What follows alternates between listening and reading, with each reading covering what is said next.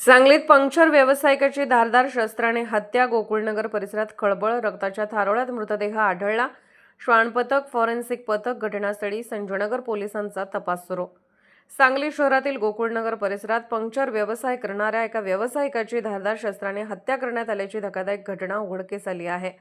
या घटनेमुळे परिसरात भीतीचे वातावरण निर्माण झाले असून पोलिसांनी तपासाची चक्रे वेगाने फिरवली आहेत. सांगली शहरातील गोकुळनगर परिसरात पंक्चर व्यवसाय करणाऱ्या एका व्यावसायिकाची अज्ञात व्यक्तींनी धारदार शस्त्राने हत्या केल्याची धक्कादायक घटना गुरुवारी उघडकीस आली. घटनेची माहिती मिळताच संजयनगर पोलीस तातडीने घटनास्थळी दाखल झाले. मृत व्यक्तीचा मृतदेह रक्ताच्या थारोळ्यात पडलेल्या अवस्थेत आढळून आला. पोलिसांनी तात्काळ परिसर सील करत घटनास्थळाचा पंचनामा केला. तसेच श्वान पथक आणि फॉरेन्सिक पथकाला पाचारण करून घटनास्थळावरील महत्त्वाचे पुरावे संकलित करण्यात आले.